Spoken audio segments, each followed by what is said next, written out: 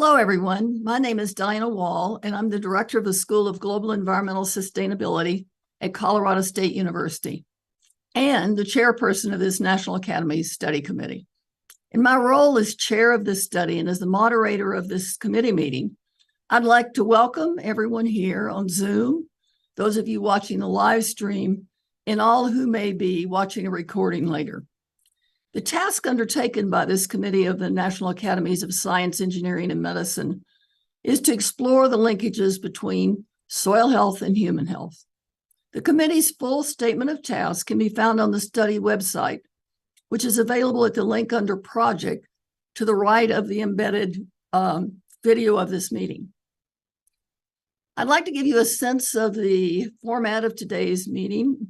I have a few housekeeping comments to make first, and then I will turn things over to Carol Laney, who is the study director with the National Academies, to provide a brief overview of the study process. Following her presentation, I will introduce our speakers for today. To start, I want to note that this is an open, on-the-record session. Interested individuals and members of the press have been invited to join as observers, but this is not a news conference. However, and we will not be entertaining questions from the audience. Reporters who would like to talk with members of the committee are kindly asked to touch base with the staff officer, Carol Laney, and also anybody who would like to submit a written comment or document to the committee is welcome to do so by clicking the Provide Feedback link that is on the right side of the study website. Apologies for my voice. You can also subscribe for updates about the study by signing up for the National Academy's Board on Agriculture and Natural Resources listserv, which is also on the right side of the webpage. I would also like to remind everyone that this is an information gathering session. That is, the committee is in the process of assembling materials that it will examine and discuss in the course of making its findings, conclusions, and recommendations. Therefore, I ask everyone to be extremely mindful of the fact that the committee has made no conclusions and that it would be a mistake for anybody to leave the meeting today thinking otherwise. Comments by individuals, including members of the committee, should not be interpreted as positions of the committee or of the academies. In addition, committee members usually ask some probing questions in these information gathering sessions that may not be indicative of their personal views. The committee will deliberate thoroughly before writing its report.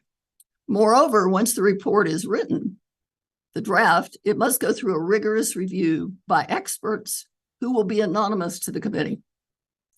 And the committee must then respond to this review with appropriate revisions that adequately satisfy the Academy's Report Review Committee and the NAS president before it is considered an official Academy report.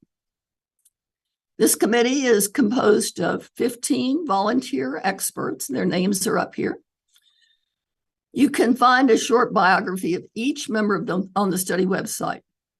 I'd now like to turn things over to Carol Laney, a senior program officer with the Board on Agriculture and Natural Resources at the National Academies, and the study director for this activity. Carol will give you a brief overview of the National Academy's study process. Thanks, Diana. I just want to tell you all a little bit about the National Academies in case there are people joining us today who are not familiar with the institution. The National Academy of Sciences was founded in 1863 in a bill passed by Congress and signed into law by President Lincoln. Later, the Academies was granted the authority to create the National Academy of Engineering and the Institute of Medicine, which became the National Academy of Medicine in 2015. So today we're the National Academies of Sciences, Engineering, and Medicine, and the organization consists of the 3 honorific bodies, as well as the work of scientists inside and outside of the academies across the country who provide expert advice to the nation to solve problems in science, engineering, and medicine. The mission detailed in the Congressional Charter is to investigate, examine, and experiment and report upon any subject of science or art whenever called upon by the government, And we fulfill this mission through our convening activities, including consensus studies like the one we're discussing today. Just to say a little bit more about consensus studies versus our other convening activities, such as workshops and forums. Consensus studies are conducted by committees of individuals that are convened specifically for a unique statement of task. The experts who serve on the committee, they do so in their individual capacity, not as a representative of any organization or institution to which they may belong. And they are all volunteers, as Diana said. They meet to review the state of the scientific literature to write a report that responds to the statement of task. And that report will hopefully shape sound policies, inform public opinion, and advance the pursuit of the scientific field in question. Each National Academy's consensus study goes through a number of phases. The first is where we define the statement of task. That's done between the National Academies and the study sponsor. In this case, the USDA's National Institute of Food and Agriculture is the sponsor for this activity. Next, the National Academy solicits nominations for individuals with the appropriate expertise and breadth of points of view to appropriately respond to the statement of task. Nominees are appointed to the committee by the president of the National Academy of Sciences, Dr. Marcia McNutt, and committee membership is provisional until the committee members have had an opportunity to discuss conflict of interest, disclosures, and composition at their first meeting. After being appointed, the committee moves into the information gathering phase, which is the phase of the study that we're in now. They invite in speakers to present in person or via Zoom, and members of the public may also submit information for the committee to review. As it gathers information, the committee will begin writing its draft report, and when that draft is complete, it's sent to the report review committee, where a group of experts with similar expertise to those serving on the committee review the report and provide constructive feedback. The committee then has to revise the report in response to those reviews, and the National Academy's Report Review Committee decides when the committee has appropriately responded to all the comments. The report is then approved for public release and delivered to the sponsor.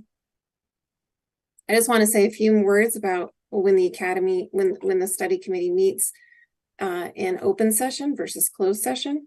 Today we're meeting in open session. We have invited speakers, members of the committee, staff, and anyone who'd like to participate watching online. And when we meet in person, people are also able to attend the meetings. When we meet in closed session, that's just the committee and staff, and that's so that the committee can deliberate on its statement of task and devise the best way to respond to it in its written report. The general timeline for this study is here on this slide. As I said, we're about halfway through or so. We're wrapping up our information gathering meetings soon. And I expect that this report will go to review in the fall and will be available for public release in the spring of 2024. In case you haven't seen it, here's a statement of task for this particular activity, and I'll just pause a moment.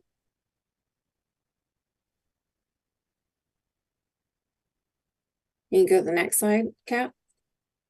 The remainder of the statement of task, you can find it on the study's website, as Diana said. And this study was brought to us by USDA at the request of Congress in the last appropriations bill. Finally, here's a screenshot of the study's website. On the left, you can find tabs to go to upcoming events, the full statement of tasks, the committee and their bios, and recordings of our past meetings. On the right, there's a button for providing feedback to the committee or for subscribing for updates to hear about future activities of the study committee. With that, I will turn it back to you, Diana. Okay, thank you. It's now my pleasure to introduce today's speakers. Doctors Justin and Erica Sonnenburg are researchers at Stanford University School of Medicine. And Erica is a senior research scientist, and Justin is professor in the Department of Microbiology and Immunology. Both of them are. Their research lab seeks to elucidate the basic mechanisms that underlie dynamics within the gut microbiome. Their studies of microbiomes from diverse human cohorts.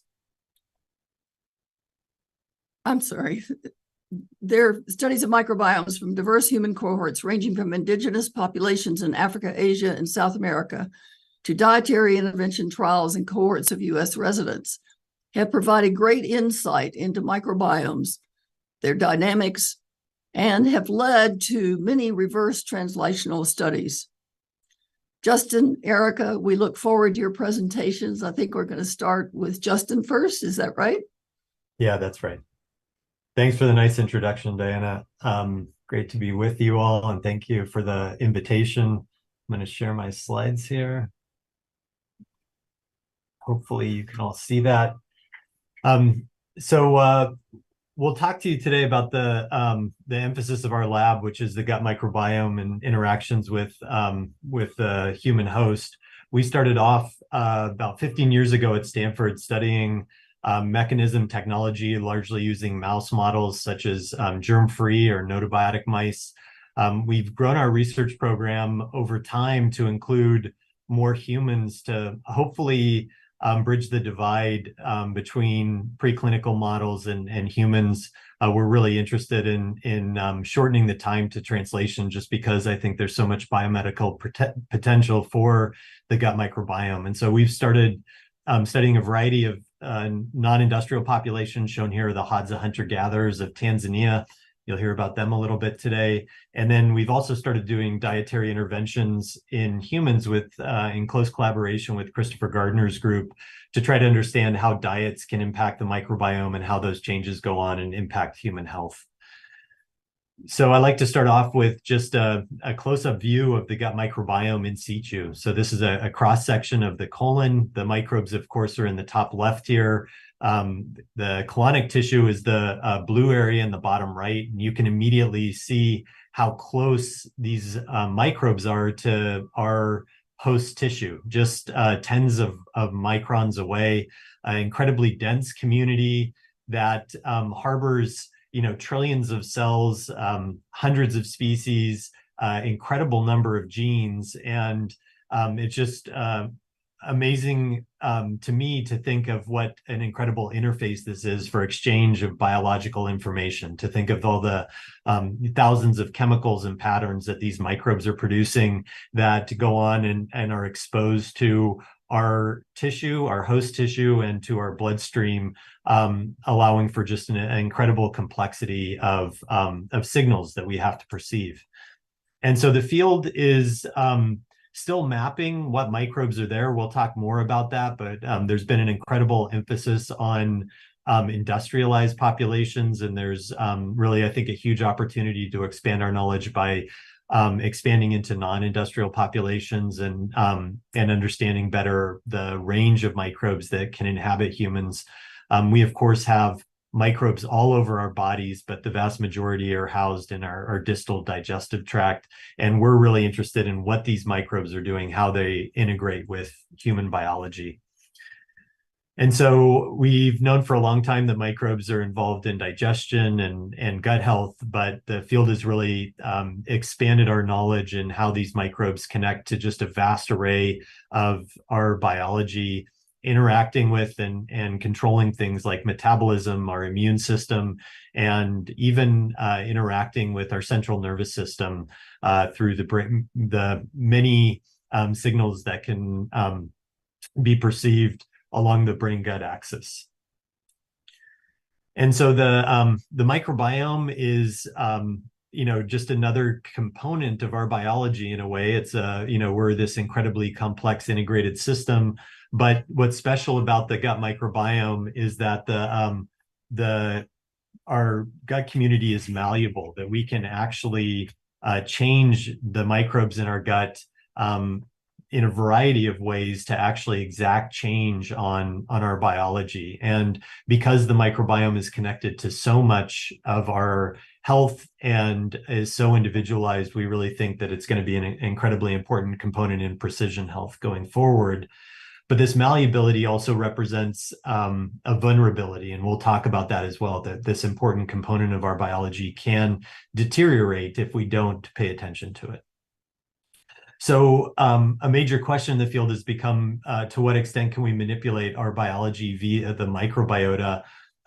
Many of you have probably heard of fecal transplants, a crude but very vivid demonstration that we can, in some ways, reboot a diseased microbiome with a healthy microbiome to install healthy microbes that can cure disease. And this has been most successful for chronic C. difficile colitis, but is being fecal transplant is being attempted in many different indications now to see if healthy microbiome can restore health.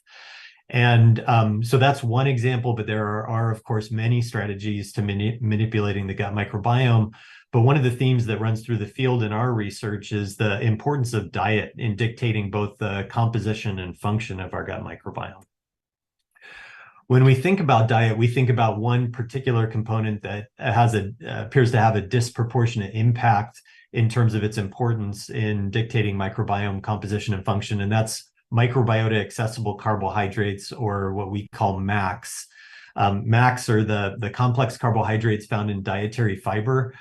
So when we eat plants, we consume all of this dietary fiber that can fuel the gut microbiome. But of course, in the Western diet, we don't consume a lot of dietary fiber. That's been greatly reduced as we've industrialized our diet and started to consume processed foods. Our diets are filled with simple nutrients like starch, sugar, protein, fat. Many of those nutrients get absorbed in the upper GI tract and leave our gut microbiome, the vast majority of which exists at the far reaches of our digestive tract in the colon, leaves those microbes starving. And so it's really only when we're eating a complex plant material, we consume these complex carbohydrates that we can't digest. Those go on, fuel our gut microbes. And then our gut microbes produce their waste products, things like short chain fatty acids, butyrate, propionate, many other metabolites. And these metabolites can then be absorbed and play important regulatory roles for our biology. So in creating a Western diet, we've actually completely changed blood chemistry, where we no longer have the same quantities of microbial metabolites, and instead of enriched for high blood sugar and other simple nutrients. If we're not eating complex fiber, our gut microbes, again, don't have this important substrate, and they start eating us. They actually rely on our mucus layer, that thin green mucus layer that I showed you in that first slide that we secrete to keep microbes in the right context, the right place. The microbes will actually eat that as a backup carbon and energy source. If it goes for too long, they can actually degrade that colonic mucus layer and start to incite inflammation. So we actually were really interested in how a low fiber, low MAC diet can result, and how that can change the gut microbiome, and whether that could result in irreversible loss of microbiota diversity. We know there are so many microbes reliant on these microbiota accessible carbohydrates. We colonized mice with a human microbiota, gave them a high MAC or high fiber diet, and then split the mice into two groups, one that stayed on the high fiber diet, one that went on a low fiber diet or low MAC diet. We saw what we expected, which was a loss of diversity in the low MAC diet. We then brought back, after 2 months, the high MAC diet and asked the question of, can we resurrect a healthy microbiome after we've depleted the diversity? And so this is essentially asking the question, is it too late for us? Or if we start eating a healthy diet now, can we bring back microbes that we've lost? And what we saw was actually that a lot of the diversity came back. We were surprised. So we were pleased to see this, but we performed a second experiment where we actually did this fiber depletion over multiple generations. And the answer there was very different. So this is the experiment: 4 generations of mice, either passaged on a high fiber or low fiber diet. So again, high fiber is high MAC, high microbiota accessible carbohydrate. The rows here represent the 200 most abundant species in the gut microbiome over 4 generations. So here each row is a different mouse at 2 time points per generation. So time runs from top to bottom. On the right are microbes that are passed faithfully from generation to generation. In the middle, you can see it's a little bit more variable, but overall conservation of the microbiome.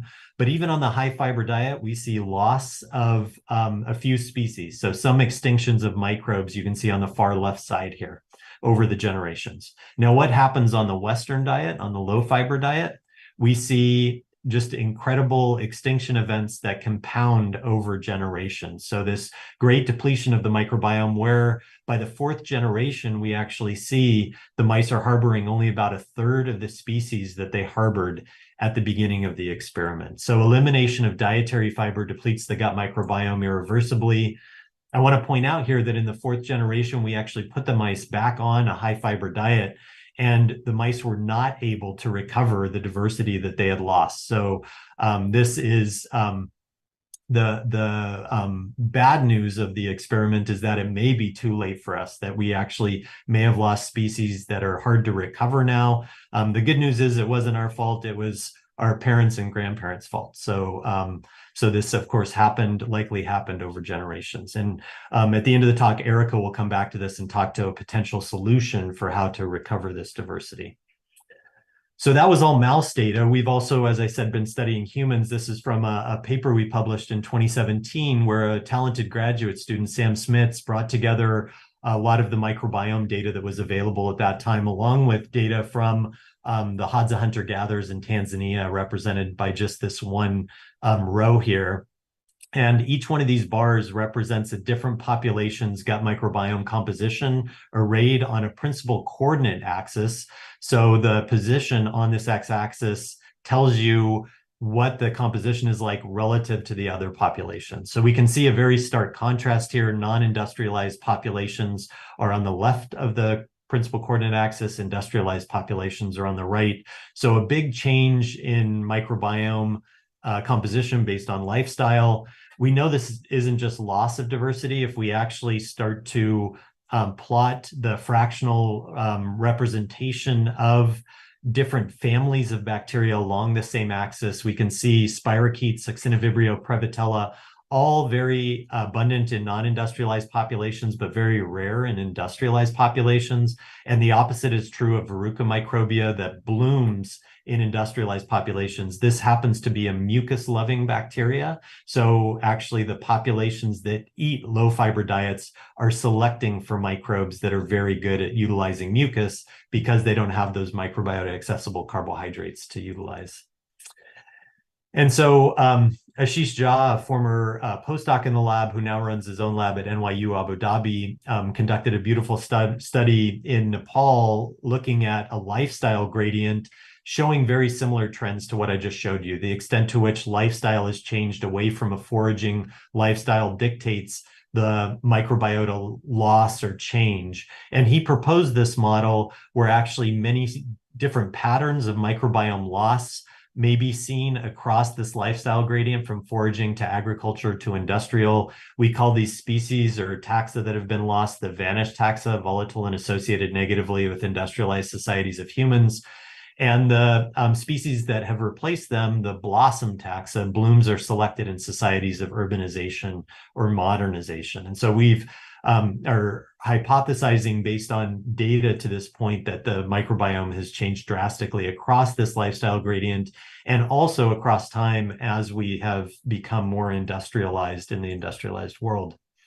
We recently have performed really in-depth sequencing of the Hadza hunter-gatherer gut microbiome and compared that across global data sets. And we brought all of those data sets together for a big meta-analysis. This heat map shows approximately 500 different species that are show very variable prevalence across different lifestyles, hunter-gatherer, transitional communities, and industrial.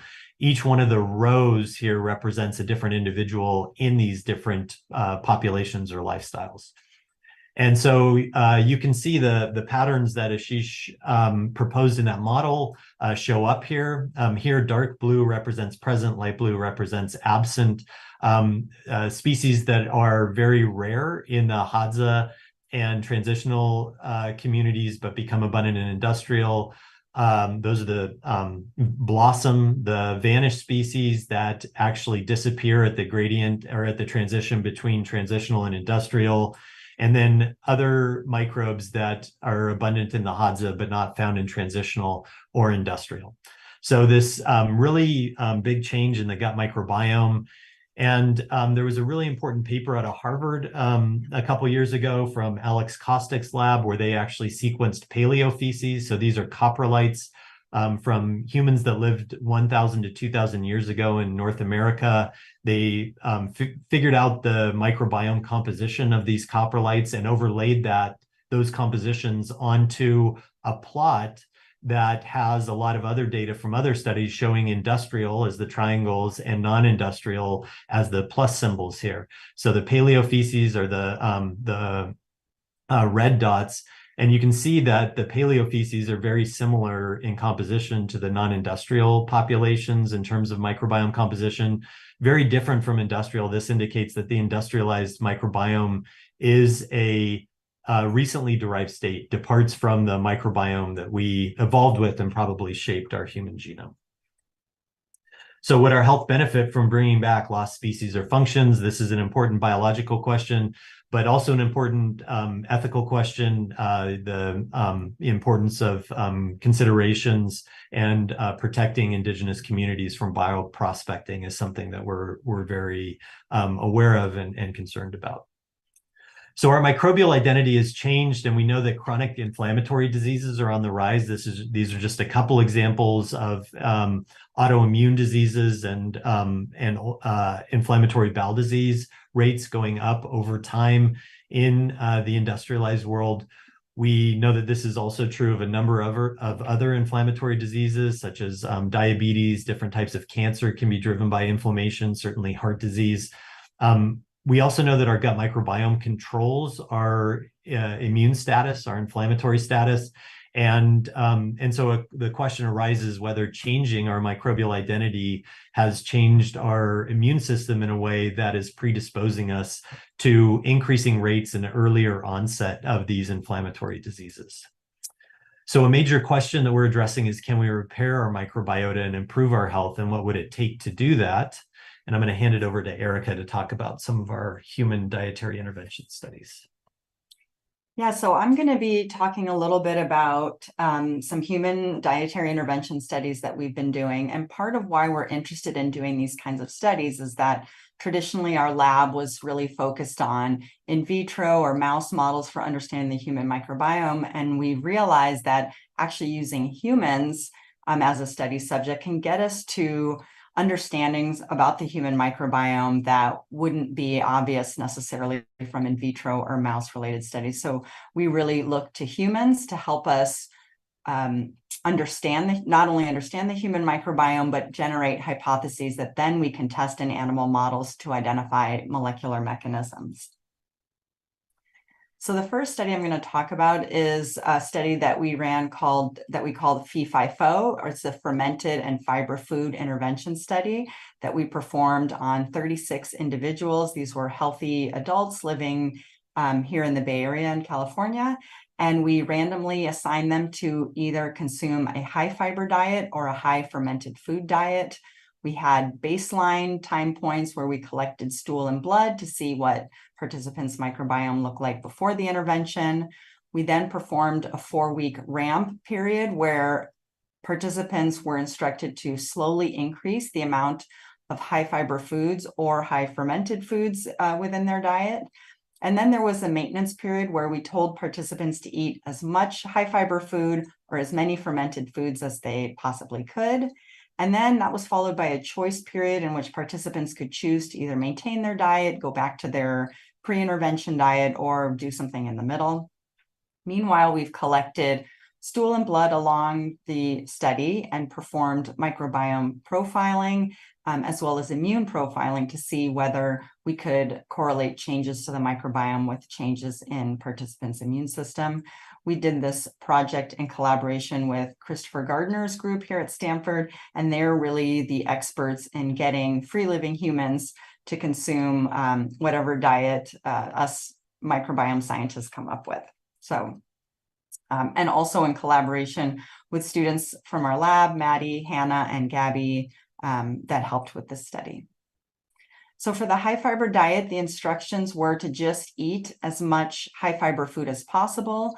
We instructed participants to try to get a variety of high fiber foods, so fruits, vegetables, whole grains, legumes. These were all parts of their diet as they increased their fiber consumption.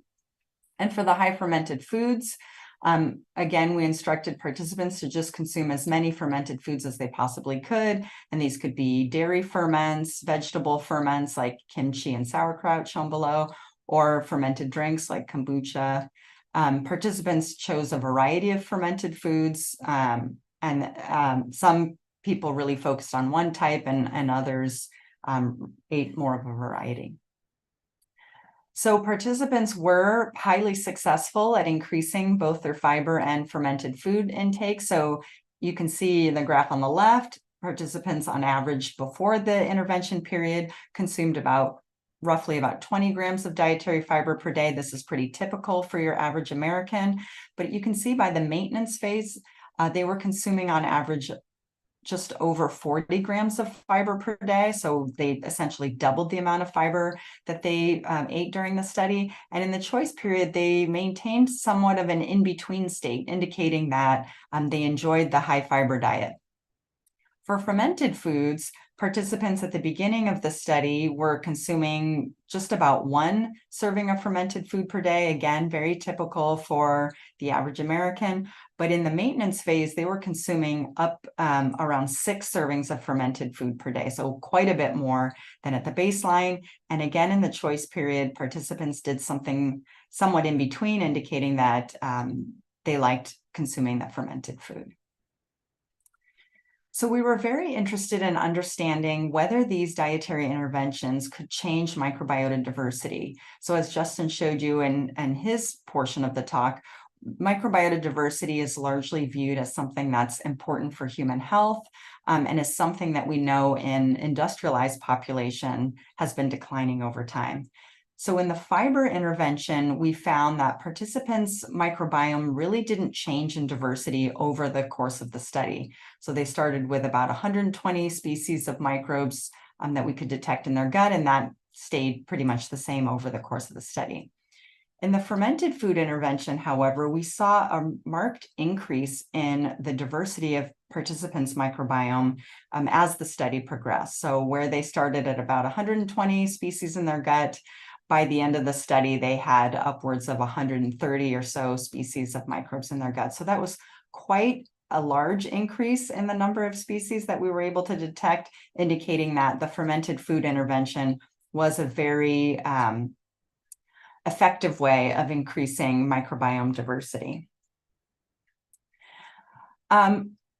We were interested in understanding why the fiber intervention didn't increase microbiome diversity. As Justin showed you, we know that the microbiome is really adept at degrading dietary fiber. This is the main profession of the microbes in the gut. And so we had hypothesized that if you provide more dietary fiber, then you just provide more sustenance for the microbiome, and that could improve microbiome diversity. You just create a landscape for which more microbes can survive within the gut. But when we looked at the stool carbohydrate composition of these individuals, we found that much of the carbohydrates that would be fermentable by the microbiome were coming through in these individuals, indicating that the high fiber diet had really overwhelmed the capacity of these participants' microbiome to ferment what they were consuming. So that's really an indication that something needs to happen to improve microbiome diversity before the benefits of this high fiber diet could be fully realized. And this matches really nicely with a study that came out of Dan Knight's lab a couple years ago, where they looked at how immigration into the United States affects the gut microbiome. And what he found was that as people enter the United States and the longer that they stay within the United States, their microbiome diversity declines over time. And that is goes along with the number of years that they spend in the US. So that's, and it indicates to us that there's something about living in the United States or in industrialized part of the world where microbiome diversity really suffers. And so back to the experiment that Justin described earlier, where we looked at these 4 generations of mice on the low MAC diet and found that microbiome diversity declined pretty rapidly over these 4 generations. We were interested in understanding how to restore diversity. He showed you that just putting them back on a high MAC diet wasn't enough to regain diversity, much like we saw in our fiber intervention study. However, if we do an FMT on these mice, basically add more microbes into these mice that have been 4 generations on the low fiber diet, we are able to regain microbiome diversity. So that's an indication that diet alone may not be sufficient for microbiome diversity to increase, that there needs to be an actual deliberate reintroduction of microbes in addition to the high MAC diet to regain microbiome diversity. If we now think back to the fermented food interventions, that was a case where we did see an increase in microbiome diversity. And so we were interested in understanding, how does this increase in microbiome diversity affect the host, or these human hosts, their immune system? And so we had taken a bunch of blood samples and we looked at many inflammatory cytokines. These are just a handful that we looked at. And what you can see here is over the course of the study, we saw declining markers of inflammation. And remember, this is happening coincident with these participants' microbiome diversity increasing. We measured several serum cytokines and chemokines. Again, all of them decreased for the whole cohort that was consuming the high fermented food diet over the course of the study. And when we look at immune cell signaling using CyTOF, again, we saw decreases in markers of inflammation while the participants are consuming the high fiber diet. So this was really an indication that the high fermented food diet, that consuming this high fermented food diet, along with the increase in microbiota diversity, could have an impact on participants' immune system in a way that decreases inflammation. And we know that inflammation is one of the main drivers of much of the rise in Western disease that we're seeing in the US and in other industrialized parts of the world. So finally, I would like to acknowledge all the members of our lab that have helped with these studies, and also our collaborators with the Gardner Group, and then our funding sources, Chan Zuckerberg, Bill and Melinda Gates Foundation, of course, the NIH, and the Pioneer Award. And we're happy to answer questions that people have. Great. Thanks to both of you for this really enlightening summary of some of your work. I think this is the up-to-date version, which I really appreciate. Let's see what kind of questions. I see right away that Kate Scow, one of our committee members, has her hand up. Kate? Yeah, Dan, that was fascinating. I'm a microbial ecologist, and I have so many questions, but one question is the comparison of the populations, the microbiomes of populations from different sort of lifestyles, from industrial to agriculture to, what did you call that? Hunter-gatherer. The least industrialized one? Yeah, forager, hunter-gatherer. Okay. So, and a lot of your focus is on fiber and diet. Have you thought about what are other vectors or interactions between the environment and the gut microbiome? What are other ways that, for example, if you put those industrial people on a really high fiber fermented diet, and they could recover, would they look the same as the hunter gatherers? Like, how much is diet? You probably can't tell me what percentage, but what else is contributing to that? Yeah, it's a great question and really important point. It's something we think a lot about, and certainly we think diet is playing a role, but it's not the only factor. The problem in trying to unravel the complexity is that so often with lifestyle change, so many of the factors that we think are contributing, antibiotic use and increased sanitation and medical practices like C-sections, baby formula. We think that there's all of these factors contributing, and so often they kind of come together with the lifestyle change that it's hard to tell which one is contributing more. We did do an analysis in some of these transitional populations. There are individuals who have embraced certain lifestyle changes, but not others. And so Ashish did a very nice analysis. It's small n, but it gives us some insight into this. And it really, in the Nepalese populations that he was studying, suggested that water source might be a really important factor. And he went back into the Hadza data in Africa, where we also had water source information, metadata, and it also supported that water source might be a really important contributor to dictating microbiome composition. And so one of the ways that we think about that is just that we're, continually going through these assaults on our gut microbiome. How do we get back microbes from, our backup sources, the other people in the community? And one way is probably through things like water, where there may be gut microbes living at low levels that could repopulate our gut. Certainly water sanitation and a lot of these other things we're talking about have been incredible improvements from the standpoint of limiting infectious diseases.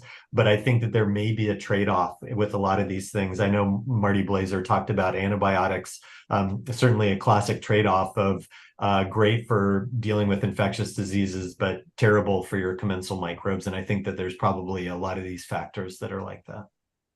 And it's like treated water versus untreated water. Is it also surface water versus groundwater? Or is exactly? Yeah. So it's more complex than just treated. It's well water versus surface water, and so it's kind of the spectrum. And so it's basically just water source as a factor, without saying anything about the mechanism or the severity of the change of the water. Mm-hmm.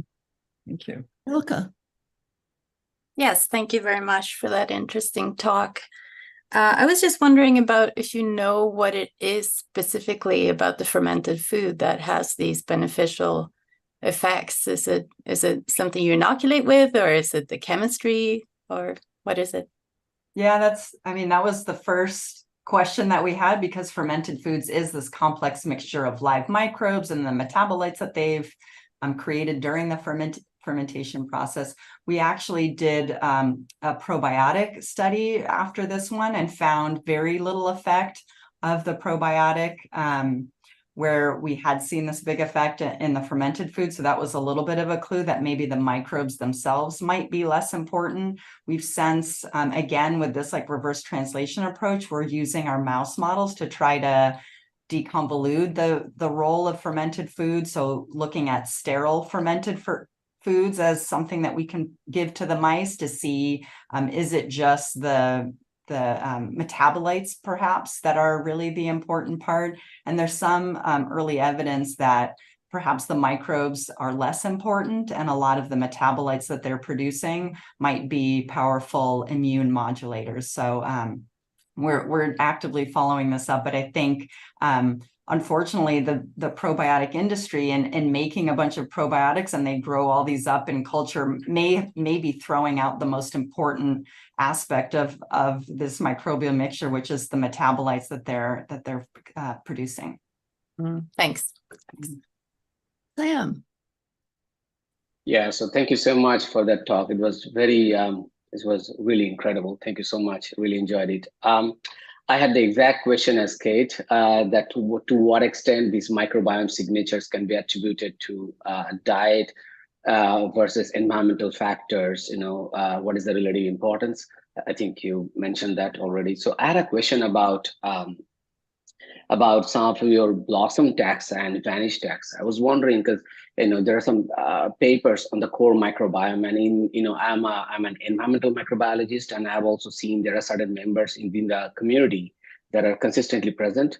To what extent this core microbiome field needs more research, obviously, but to what extent you have some of these core microbiome as part of your vanish taxa and blossom taxa? I was wondering what's their did you find the core microbial members are important, or Yeah, I think that's a good question. I think because the core microbiome for the gut microbiome, I think has been primarily studied with, the data we have on hand, which is heavily biased towards industrialized populations.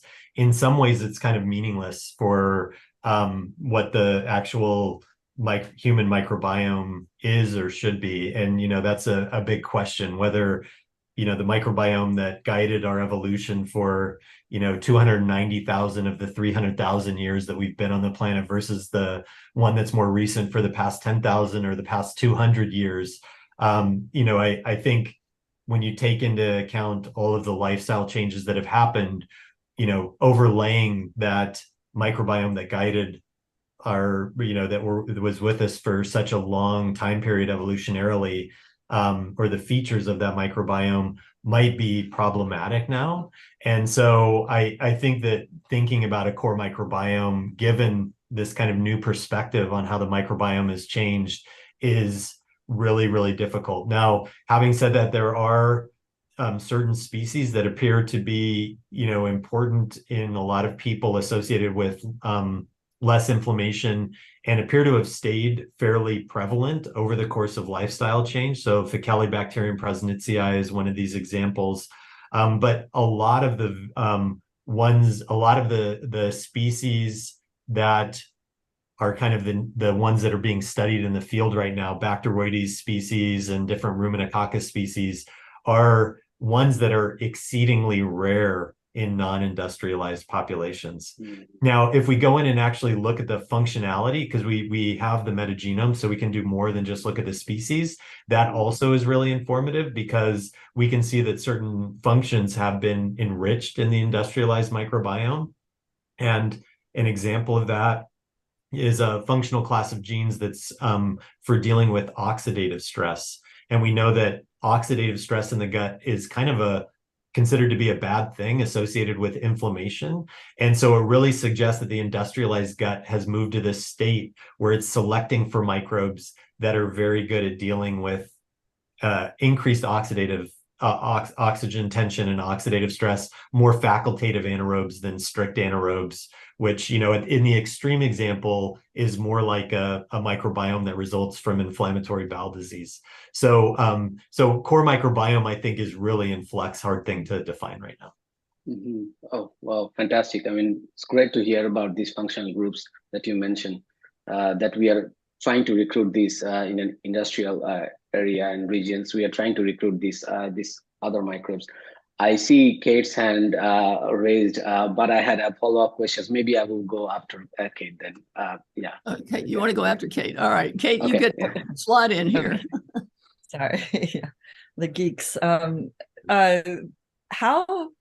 This is something we wrestle with in describing diversity in soil. How satisfied are you with alpha diversity as an indicator? And I realize that it's very easy to communicate it, right?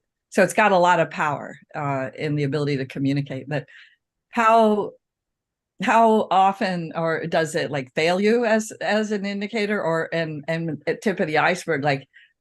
But I hear that you're talking about other things, so I know that you're not looking at beta and community composition and things like that. But yeah, what are your thoughts on that? And maybe it's really different from soil, because it's very unsatisfying in soil, alpha diversity as an indicator.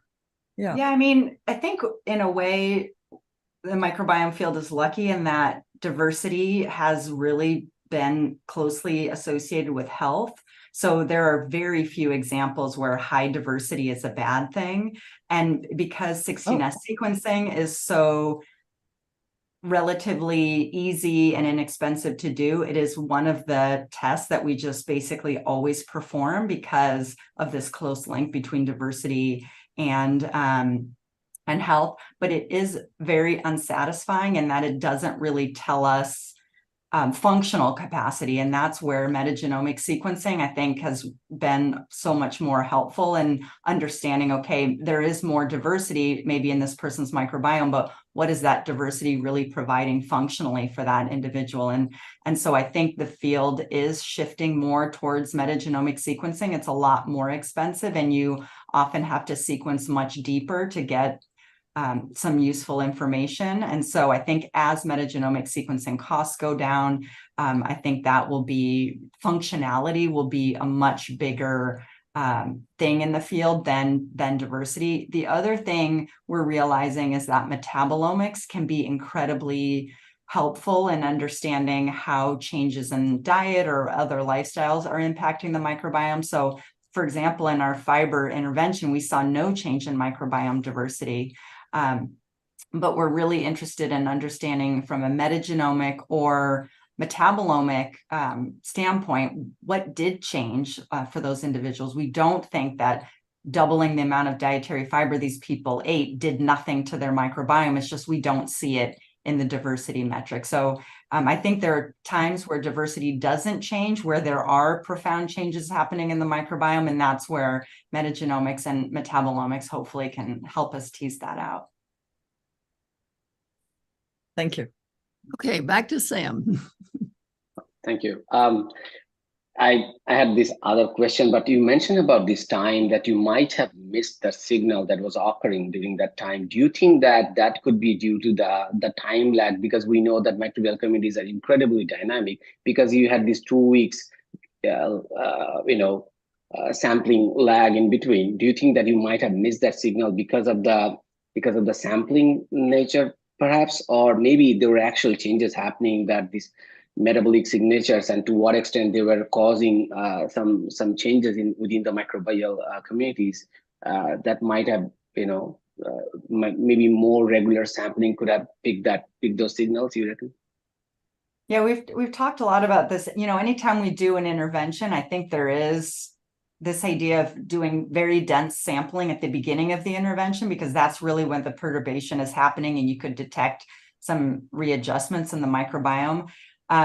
It's sort of a cost-benefit analysis of like, do we spend the time and money to analyze all these early samples when really what we're interested in is durable changes in the microbiome? And so I think that's sort of where we've landed on taking more regular intervals over time, so that, maybe there are adjustments that happen in the microbiome at the very beginning of these interventions, but what we're really interested in is how we can get people's microbiome to change over a long period of time. There is a lot of evidence that the microbiome is highly resilient, and so even changes, environmental or dietary changes that impact the microbiome in the short term may not impact it in the long term, because the microbiome appears to have some sort of memory of its baseline state.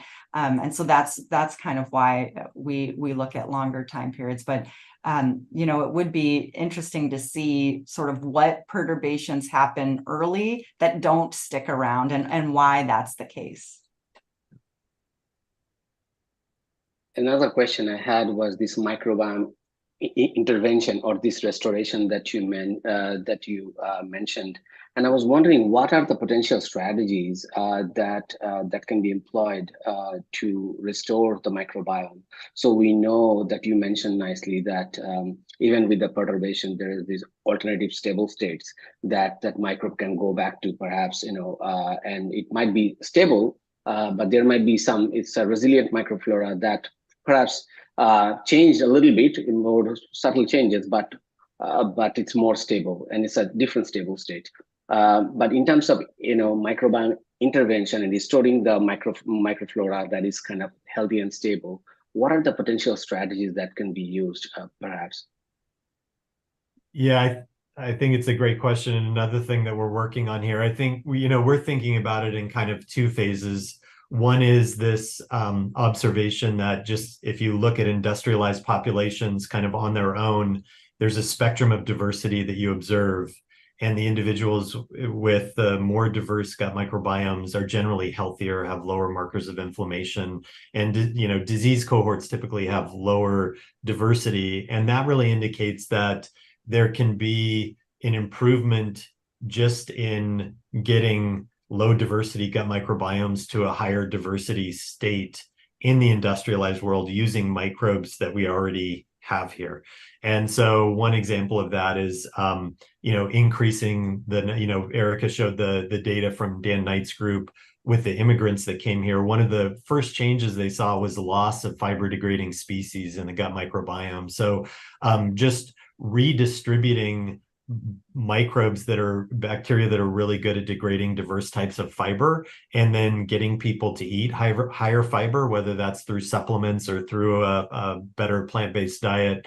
But just, that would stimulate, for instance, butyrate production, fermentation in the gut, that I think would probably reduce oxidative stress and just change the inflammatory status of the gut, and probably have a significant impact on a variety of diseases ranging from colon cancer to inflammatory bowel disease to other inflammatory diseases. So that's an example of where we could probably just get, if we could distribute, engraft, distribute, and make functional broad fiber fermentation in the industrialized gut, that would probably be kind of the first step of restoration. And then there's this bigger question of, are there functions that we've lost that we no longer have in the industrialized world that are fundamental to regulating aspects of our biology or doing specific things. I think Marty Blazer talked about oxalobacter. This is an example of a function that is, being lost in the industrialized world, degradation of dietary oxalates.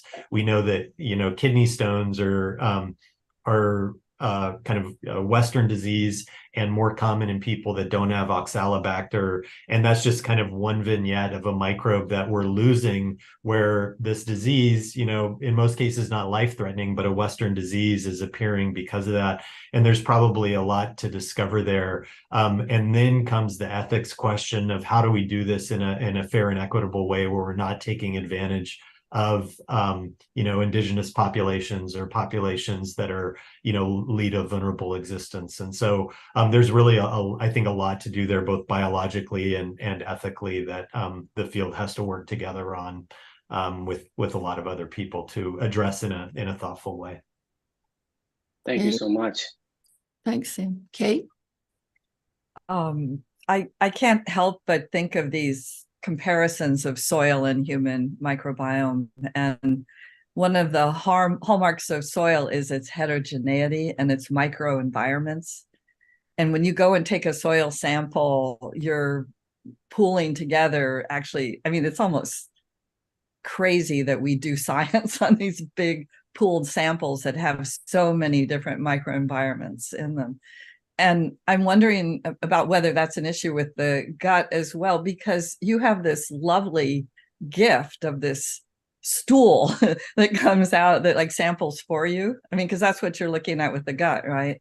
Mm-hmm. And how much is that stool reflecting, I guess, all that's going on in there, or whatever is going on in there? And, are there other ways of sampling? And do you think about this and wonder about this as well? Of course, it'd be very invasive to sample the gut microbiome in other ways, I guess. Yeah, but not, there's good technology. It's a great question and something that we do think a lot about. I think so the stool appears to be fairly reflective of at least the distal colonic microbiome. There are still microgradients in there because there are like colonic crypts where the stem cells live. And we know there are little microbial communities that live down in those crypts, actually under the mucus layer, which is very interesting. We've imaged those and actually remodeled them using specific technologies with synthetic biology. But so there's little micro habitats within a given region, but also just longitudinally along the length of the gut. And there's a beautiful paper by some of our collaborators at Stanford published earlier this year in Nature, where they actually used a little capsule to sample the small intestine of a dozen or so humans. And so when the capsule comes out in the stool, it actually has harvested microbes and intestinal contents from different parts of the small intestine. And that was just and there have been other like endoscopy studies like this as well. And those are all telling us kind of what you would expect, that there are different microbes that live there and they're doing different things. They haven't really been studied that well. You see them sometimes in the stool at very low abundance, but they're just kind of, unless you sequence really deeply, you don't necessarily see them. But there are, for instance, Bacteroides species that they retrieve from the small intestine that are present pretty much in all the participants that they're surveying. and are species that are not really on our radar right now. So there's this entire world that's happening in this hard to reach area of the gut that's very relevant to nutrient absorption, guiding mucosal immunology that's happening largely in the small intestine. There's just a ton of interesting biology there, and really not a lot known. So I think we know a lot about the colonic microbiome. It's kind of like, you know, the person looking for their keys under the street light, because that's where they can see, even though they dropped them, you know, a block down the road or whatever. So we've been studying the colonic microbiome because we can get stool, and I think there's a whole world to study further up in the GI tract. Thank you. More questions? Well, this is certainly fascinating, and I have to agree, being a soil ecologist, that to what Sam and Kate were talking about, the heterogeneity of the soils and where we sample and how many we pool together to get a, quote, standard, you know? And so it's interesting to see that it's a similar type thing on humans and in other microbiomes. That's kind of a, now establishing the link to see if there's any evidence between the two, above and below ground, will be kind of fascinating. Any more questions, you all? Well, what do you think we should be asking? I mean, that's a big, broad question, but looking at this relationship between soil health and human health, what do you think with the soil, you know, at the other end? What do you think we should be focusing on? I would say, you know, one thing that we've come to appreciate just over the past couple of years is how much the environment that the microbiome inhabits, how important that is in dictating the composition. So I think there was this hope in the field that you could identify what a sick microbiome looks like and then a healthy microbiome, and you just, you know, do a fecal transplant, insert the healthy microbiome, and problem solved. And we're really understanding that if you insert a healthy microbiome in a sick environment, because that's really what the issue is, you don't really make any changes. And so we're really starting to think more carefully about the immune system, the metabolic state of the individual, and how we can move levers there to create an environment in which a healthy microbiome can take root. And that's, you know, I think something that maybe relates for soil as well, just this idea of, like, you know, you can't just throw a bunch of, you know, seeds on a barren landscape and expect that, you know, they're going to take root and flourish. And we're definitely seeing that in the microbiome as well. And we're also seeing, and I see Sam, I'll get back to you in a second, Sam, but I want to take my prerogative here. We're also seeing a lot of inoculations into soil with different types of functional groups or different types of just a species. And that is supposed to bloom and help make a productive plant or some other function. And so this is kind of a, listening to your talk and your evidence, this is kind of a link to me in my head, at least. I don't know if necessarily for the report, so I appreciate it. And one thing before we move on to the next question that I'd like to add there, I think one of the big conflicts in the field right now is, you know, with all the kind of fundamental mechanisms we're learning about, and our tendency to want to solve problems in biomedicine through reductionist approaches, things that are specific and things you can regulate and get approved and reproduce from patient to patient.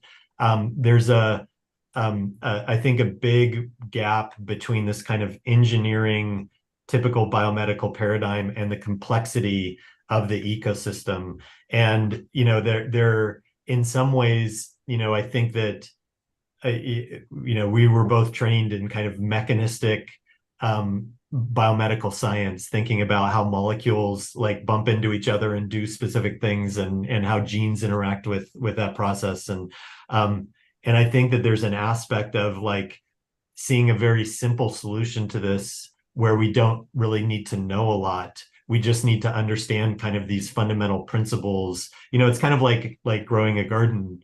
And if you want, a lush, beautiful garden, you don't need to know exactly all the nutrients that are being, taken up into the plant and how photosynthesis works and all this. You just need to know, sunlight, water, good fertilizer or compost for the plants and keep pests away. And so I think that there are aspects of microbiome science that I think need to go more towards kind of an ecological understanding and principles more than mechanistic molecular biomedical engineering, because I just think the system is so complex and this is why, getting back to the diversity issue, why I think alpha diversity has turned into such a great proxy for so much complexity, because I think it's really hard to understand all of that complexity. But I think that one thing we know is industrialization has totally hit the normal level of diversity. Now, you can probably have too much diversity, but the problem with industrialization is that we've decreased diversity. So increasing diversity appears to be this really beneficial thing in most contexts. And so I think that it's just kind of like reducing all that complexity to one metric that usually works for this system. So I think that there needs to be more done in the way of like broad principles and kind of root concepts rather than specific molecules and their functions. Thanks. Good question. Sam. Yeah, fantastic. I mean, that was really refreshing to see that the importance of ecological theories are so important, they're very relevant to understand microbial communities and how they function, how they are structured. I had a question about your foraging communities you presented, and it's kind of linked to what Kate was asking, that our task is to understand the linkage between soil health and human health. And one of those communities, while I was working on my One Health review paper, the soil microbiomes and One Health, I noticed that there are these areas where people actually consume clay-rich, it's called geophagy. They actually consume clay-rich materials for pregnant women and other. It's a very common thing. You can actually buy them in jars. Yeah, in jars. Yeah, right. I was wondering if you had come across any of such communities who are not only very, they are close to the soil, but also they also consume some of those clay-rich minerals, perhaps, like those materials. Probably not, but just a kind of a random question. I don't know what. Yeah, I think it's a great question. It's super interesting, and I've seen articles like in National Geographic about the marketplaces that sell soil and just the consumption of soil. It'd be a fascinating thing to study. I don't know anybody that's looked at this though. It's really interesting. Yeah. Thank you. Okay. Any other questions here? Oh, just to add to that, then it makes me wonder how important ingestion is versus other exposure pathways. Because what happens if you breathe the microbes? And I know there's not much dermal absorption of them. I know the skin is pretty good barrier, but like maybe inhalation. I mean, that's a completely different pathway that those organisms, assuming that's the organism, inoculation is the mechanism, but maybe that isn't. It could be anyway. The mechanism is through adjustments in the immune system. And so, one thing in our fermented food study, we saw this increase in microbiome diversity, but when we looked at the microbes that participants did recruit to their microbiome in that study, it wasn't microbes from the foods they were eating. It wasn't the fermented food microbes. So there was something about consuming fermented food that made the microbiome receptive for the engraftment of new species. So, it's possible that we view this fermented food intervention really potentially as just an environmental exposure to microbes intervention, and whether, that could be through soil or inhalation or whatever, but it could be that there's an amount of microbial exposure that the human body is expecting from an evolutionary standpoint that tunes the immune system in a way that then allows the engraftment of microbes that are suitable for the gut. So fermented foods is a really nice way of doing an environmental microbial intervention because we know it's very safe. I think a lot of people are scared about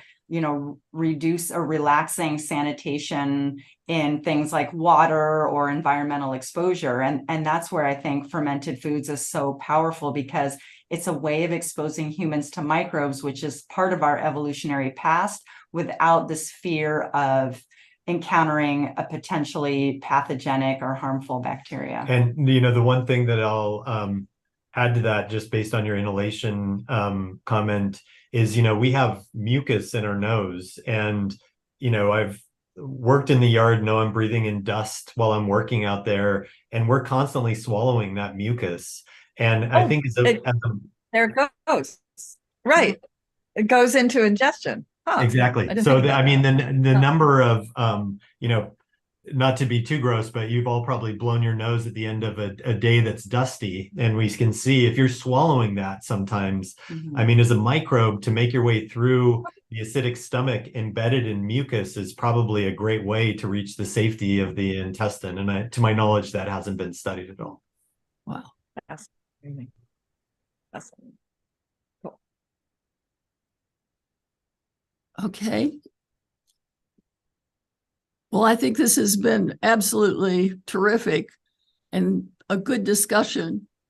Thank you so much for presenting to us and giving us that story. This is one of these webinars where we all want to clap. So thank you very much. We do appreciate it. I've got a little thing here. I keep skipping, but I wanted to let everybody know that this really helps on our statement of task personally to you all who gave the presentation. So I appreciate all your ideas, and I'm sure the committee does. And then secondly, the committee will hold its next public meeting on Wednesday, July 26th. And more information about that meeting on July 26th will be on the committee's website. And so thank you again, everybody, for attending, and thank you for the wonderful presentation. Thanks for the